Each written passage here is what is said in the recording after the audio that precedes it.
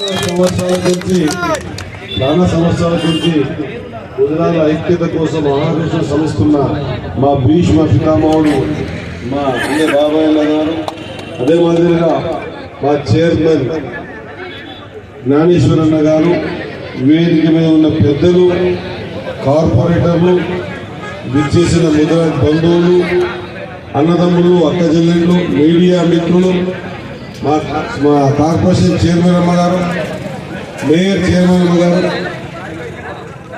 పారిజాతమ్మ గారు, నరసింహరెడ్డి గారు చెప్పాలా, పారిజాతమ్మ నరసింహరెడ్డి గారు, విచ్చేసిన అందరికీ హృదయపూర్వక నమస్కారం తెలియజేస్తా ఉన్నాం. కొద్దిగా సౌండ్ వీలైతే మీ అందరితో కోరుతా ఉన్నా, చాలా చక్కగా ఈ కార్యక్రమాన్ని ఏర్పాటు చేసుకున్నాం. మిగతా విషయాలు మా బాబన్న మాట్లాడిండ్రు, అదే మాదిరిగా మా నీలమున్న మాట్లాడిండ్రు, మిగతా పెద్దలు మాట్లాడిండ్రు. వాస్తవంగా ఈ వేదిక ద్వారా పండుగ వాతావరణంలో మాట్లాడుకోవాలన్నా, ఆవేదనతో మాట్లాడుకోవాలన్నా, ఆలోచన పరంగా మాట్లాడుకోవాలన్నా, అసలు మన జాతి ఎక్కడ పోతా ఉంది, ఎందుకు ఈ రాజకీయ చైతన్యం లేదు, రాజకీయ చైతన్యం లేక మన వెనుకబాటుతనాన్ని మనమే బయటికి వేసుకొని ప్రతిసారి వేదికల మీద మన సంఖ్యను చెప్పుకుంటా ఉన్నాం. సంఖ్య మన పుట్టుబడి పెట్టిన తర్వాత కాదు, సంఖ్య చెప్పుకోవాల్సింది అసెంబ్లీలో ఎంతమంది ఎమ్మెల్యేలు ఉన్నాం, పార్లమెంట్ లో ఎంతమంది ఎమ్మెల్యేలు ఉన్నాం, ఎంతమంది ఎమ్మెల్సీలు అయినాం, ఎంతమంది కార్పొరేషన్ చైర్మన్లు అయినాం, జడ్పీ చైర్మన్లు అయినాం అనేటువంటి సంఖ్య రేపు రాబోయే రోజు చెప్పుకోవాల్సిన అవసరం ఉంది. సోదరులా, ఒక పెద్ద ప్రయత్నం చేసి మా అందేబాబాయ్ షాద్నగర్ లో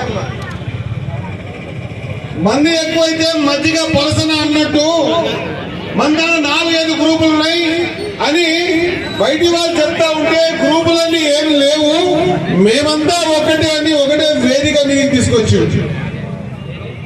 ఒకసారి ఆలోచన చేయండి. మేము పడుతున్న తపన నిజంగా కూడా ఒక్క 2 నిమిషాలు మీ దగ్గర మాట్లాడతా, దయచేసి మనసు పెట్టి వినండి. ఆవేదన చెప్పుకుందామంటే వేదికలు దొరకడం లేదు. ఆవేశంగా తీసుకునే నిర్ణయాల వల్ల రాజకీయ ఎదుగుదల ఆగిపోతా ఉంది, ముందుకు పోలేకపోతా ఉన్నాం. చట్టసభల్లో ఒకరికొకరు తోడే ఉంటే ఎంత దూరం ఉన్నా పోవచ్చు, కానీ 119 నియోజకవర్గాల్లో 56 లక్షల జనాభా కలిగిన ముదిరాజులలో 49 లక్షల ఓట్లున్న ముదిరాజులకు ఒక్కడిని మక్కల్ నియోజకవర్గం గెలిపించి పంపించడం జరిగింది. అదే ఒక్కడి బదులు 10 మంది ముదిరాజులు ఈరోజు అసెంబ్లీలో ఉంటే మన పరిస్థితులు ఈ విధంగా, మమ్మల్ని బీసీ 3/19 కేజీ ఏమేమి చేర్చండి, మాకు చెట్లు కట్టించండి, మాకు జాతీయ కళ్యాణం కట్టించండి, లేదా ఇతరత్ర మాకు లాభసాటిగా పనులు చేయండి, మా చెరువులు మాకు ఇవ్వండి, మా చేపలు మేము పెంచుకుంటాం, మా ఉత్పత్తి మేము చేసుకుంటాం అనేటువంటి దయనీయంగా హీనంగా అడుగునే అవసరం రాకపోతుంది అన్నమాట గుర్తుపెట్టుకోవాల్సిన అవసరం ఉందని తెలియజేస్తా ఉన్నాను. నేను మక్తల్ నియోజకవర్గంలో దాదాపు 8 సార్లు రాజకీయం 30 సంవత్సరాల కంటే మక్తల్ ప్రాంతం ప్రజలు ఎక్కడ కూడా నేను కౌన్సిలర్ ఏమంటా, సర్పంచ్ ఏమంటా, ఉప సర్పంచ్ అయినా, సర్పంచ్ అయినా, ఎంపీటీసీ అయినా, ఎంపీపీ అయినా, జిల్లా పరిషత్ చైర్మన్ ఫ్లోరీడ్ అయినా, జిల్లా అధ్యక్షుడైనా, ఇప్పుడు ఎమ్మెల్యేనా కడుపులో పెట్టుకొని నన్ను గెలిపించిన మక్తల్ నియోజకవర్గ ప్రజలకు ఈ వేదిక ద్వారా శిరసొంచి నమస్కారం తెలియజేస్తా ఉన్నా. కమ్సే ఒక్కరైనా మాట్లాడేటువంటి అవకాశాన్ని కల్పించిన మక్తల్ నియోజకవర్గ ప్రజలకు ధన్యవాదాలు తెలియజేస్తా ఉన్నా. సోదరులారా, అదే ఆలోచన చేయాలి, ఆవేశాన్ని పక్కకు పెట్టాలి, ఆర్థికంగా ఎదగాలి, సామాజికంగా మన విలువను పెంచుకోవాలి, మన పిల్లల్ని చదివించుకోవాలి. అందరితో పాటు మనం కూడా సొసైటీలో సరి సమానంగా నిలబడాలనుకుంటే ఇది ఒక ఆలోచనతోనే సాధ్యమవుతుందని చెప్పేసి ప్రతి వేదికను ఎంచుకుంటున్నాం, ప్రతి వేదిక మీద మాట్లాడుతున్నాం, ప్రతి వేదికని బేస్ చేసుకొని మన ప్రాంత ప్రజలందరం కూడా ఐక్యం కావాలి.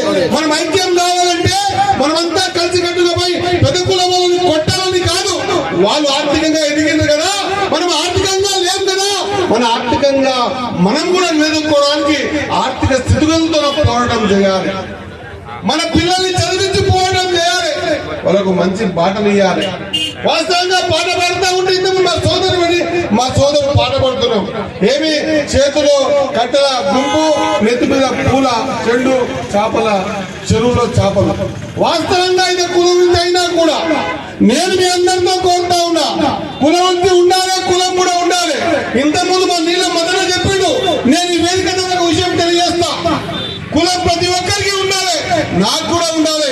ఎంత ఉండాలి కులం? కూరలో ఉప్పు అంతా ఉండాలి. ఎంత ఉండాలి? కూరలో ఉప్పు అంతా ఉండాలి. ఉప్పు లేకుంటే కూర రుచి లేకుంటది, అవునా కదా? ఉప్పు లేకుంటే కూర రుచి లేకుంటది. కానీ మొత్తం కులం అంతా ఉప్పు ఎక్కేసుకుంటే తినబుద్ధి కాదు, నిజమే కదా? ఉప్పు లేకుంటే కూర రుచి ఉండదు. మొత్తమే ఉప్పుని ఉప్పేసుకుని కులమే ఉప్పేసుకుంటే ఆ కూర తినబుద్ధి కాదు. మనం బాధంతా సమాజంలో ఉన్నాం.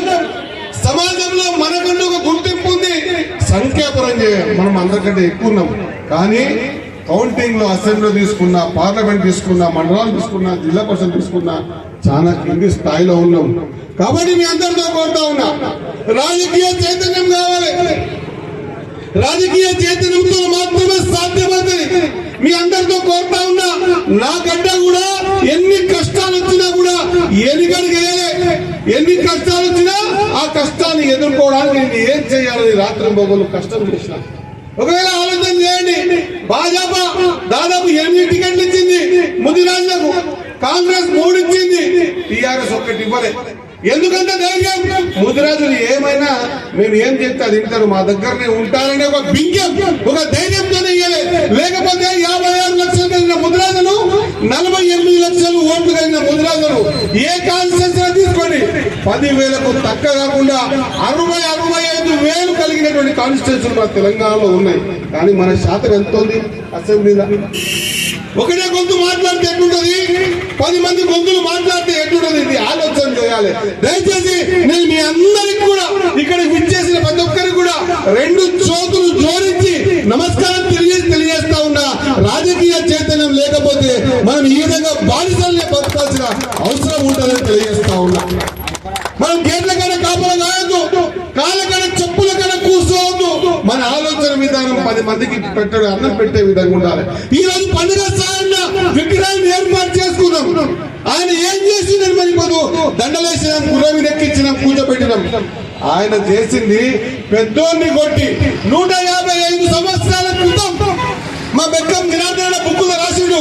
155 సంవత్సరాల క్రితం నిజాం నిరంకుశ పరిపాలనలో ఆ రోజు కాళ్ళ కింద చెప్పులో కాదు అటుకని ముందుకెళ్ళి పోతా ఉంటే వాళ్ళు చెప్పులు చేతిలో పట్టుకొని వంగి చెల్లదీసి నడుము కట్టుకొని వంగి వాళ్ళ గేటు ముందర మంది ఉన్నా లేకున్నా వాళ్ళ గేట్ల ముందర వంగి నడిచిపోయేటువంటి దరిద్రమైన పరిస్థితుల్లో నేనున్నాను ఎదిరించి నిలబడి పేదోని అన్నం పెట్టాలని పెద్దోని గోదాములని ధ్వంసం చేసి పేదోనికి అన్నం పెట్టి నిలిపించిన ఘనత ఈ రోజు మన పండుగ సాయన్నకు ఉంది. అందుకే ఆయన దేవుడు అనుకున్నాం. ఆ రోజు సామూహిక వివాహాలు చేసిండు. ఆ రోజు తాను ఒక్కడు పోవడం లేదని చెప్పేసి బంధు బలగాన్ని ఏర్పాటు చేసుకున్నాడు. అంత ఏర్పాటు చేసి పోవడం ఎవరి కోసం?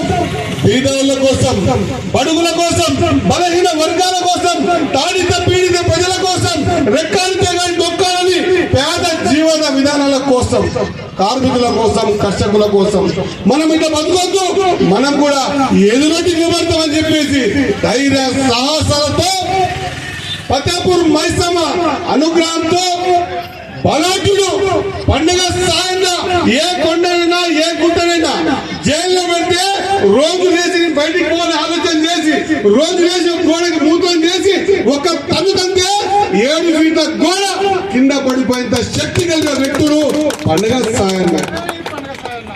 ఆయన్ని చంపాలా, ఆయన్ని బతుకుతే మేము బతకలేము, ఆయన ఉంటే మా జీవితాలు అల్లుకొల్లమైతే అని ఆలోచన చేసి ఆ రోజు రాణి గారు పండుగ సాయన్న జైల్లో పెడితే మొత్తం యావత్ మీద ప్రజలంతా కూడా రాణి దగ్గరకు వెళ్లి మహబూబ్ నగర్ మొత్తం చుట్టుముట్టి ఆయన్ని అల్లకొల్లోలం చేసి ఇబ్బందులు పెడతా ఉంటే రాణి గారు వచ్చి నిజాం కొంచెం పరిపాలన ముందల అడిగింది, ఏం కావాలి మా పండుగ సాయం నిలిపినకంటే ఆనాడు 10,000 రూపాయలు కావాలి అడిగితే 10,000 రూపాయలు తీసుకొని దొంగ దెబ్బ కొట్టాలనే ఉద్దేశంతో ఆ రోజు ఉగ్రం జారీ చేసిండ్రు. ఏమని?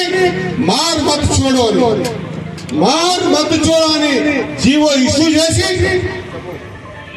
దాంట్లో ఉన్న చిన్న లొసుగుని మార్మత్తు చూడండి అందరికి అర్థమైంది అనుకుంటా. మార్మత్ అంటే చంపకండి, చూడండి, విడిచిపెట్టండి. ఈ హుకుం జారీ చేసిన ఆ రోజు.